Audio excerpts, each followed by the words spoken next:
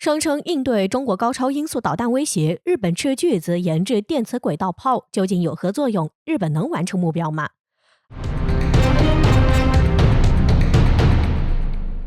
？2022年1月4号，日本媒体再次点名中国。日本日经亚洲评论声称，日本正在致力于研究用于对抗高超音速导弹的电磁轨道炮技术。目前，世界范围内公布拥有高超音速武器的国家只有中国、俄罗斯和朝鲜。日本的目的显而易见，并且日本媒体还强调了要针对中国加强威慑，这无疑不又是老生常谈的中国威胁论。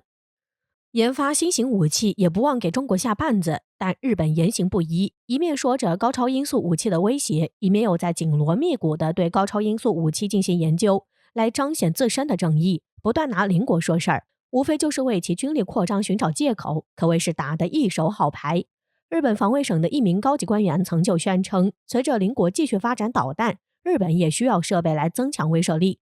值得一提的是，因为历史问题，日本在亚太地区的身份很特殊，或者可以直接说是美国在亚太地区的门户，所以日本的国防军事一直受到各个邻国的关注。据悉，在此次报道的电磁轨道炮技术上，日本防卫省在2022年的财政预算中已经提出包括65亿日元的专项拨款，换算美元大约是5600万美元，可见日本对其的重视程度。但与其说日本是重视电磁轨道炮技术，不如说日本更加重视中国。根据日本防卫省在2021年8月敲定的2022年预算案的内容，其中国防预算总额达到了 5.4797 兆日元，相当于500亿美元。这笔国防预算对于日本来说可算是一笔不小的费用了。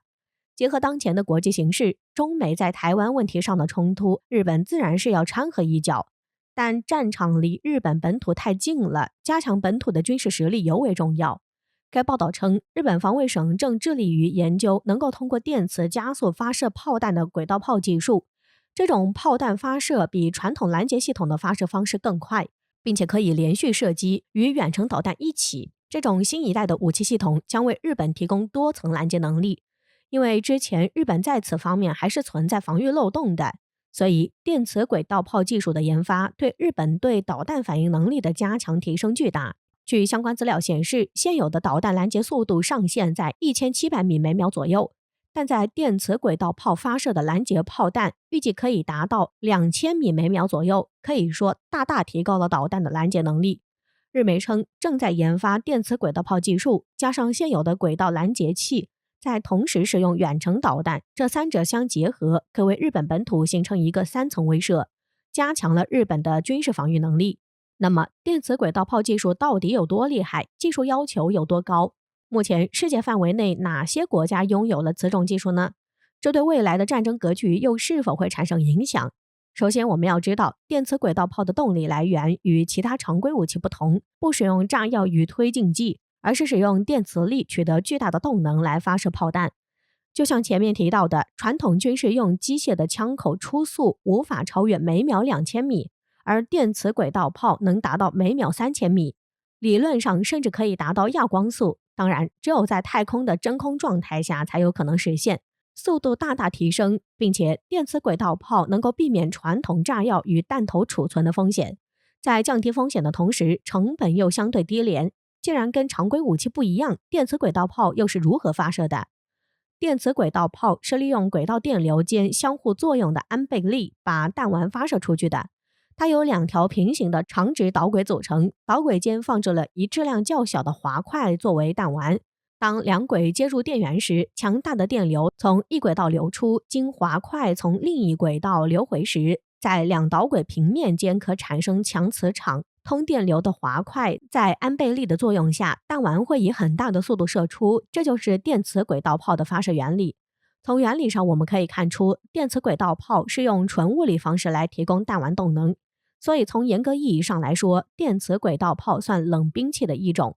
电磁轨道炮在军事应用上具有十足的潜力。虽然人类科学家们已经把运作原理模拟清楚了，但受限于能源和成本问题，电磁炮离实现全面实用化还有很长一段时间的距离。在20世纪80年代初期，电磁轨道技术就已经在各国未来武器发展的计划中，并且已经成为了越来越重要的部分。世界各国也纷纷投入大量的人力、物力、财力进行电磁轨道技术的研究。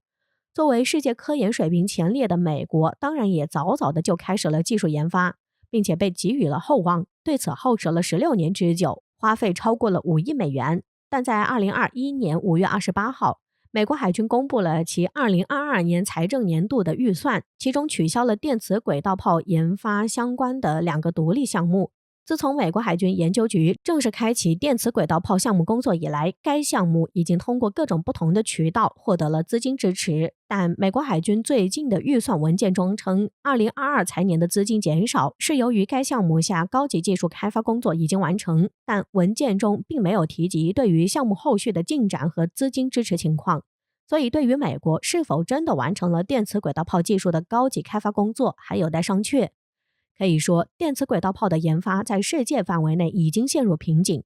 包括能源问题、炮管寿命极低、发射速度未达到原理预期、弹丸制导问题以及发射成本居高不下等，目前还无法克服的问题。这些问题离理论相差甚远，在目前的科学技术水平内还无法解决。所以，真正意义上可以实战部署的电磁轨道炮至今仍未被造出来，但其一定会是未来战争中不可或缺的高端先进武器。一经研发成熟，将会成为又一利器。日本研发电磁轨道炮来拦截高超音速武器，显然在未来的一段时间内是无法有研究成果，但高超音速武器却已真正面世。这种速度达到5倍以上音速的导弹，可以说是至今为止最为先进的武器。而目前只有中国、俄罗斯和朝鲜正式公布了拥有此种武器。中国的高超音速武器自然是2019年中国阅兵式中公开展示的东风17。东风17大家自然是十分熟悉，这种成波体的弹头设计的高超音速导弹，可以在大气层表面通过打水漂的轨道方式运动，经过不断的加速，然后直接命中目标。正是因为这种运动方式，让速度本就非常快的导弹更加难以被拦截。而且中国也是世界上第一个研发出高超音速导弹的国家，这证明了中国军事实力的发展已经跨入了世界先进水平。但值得注意的是，朝鲜都自主研发出了高超音速导弹，实在是让人惊讶。毕竟美国目前为止都没有真正试射成功过，还处在试验阶段。据了解，朝鲜于2021年9月28号正式成功试射了火星8高超音速导弹，这对于全球来说都是爆炸性的新闻，也确确实实的打了美国的脸。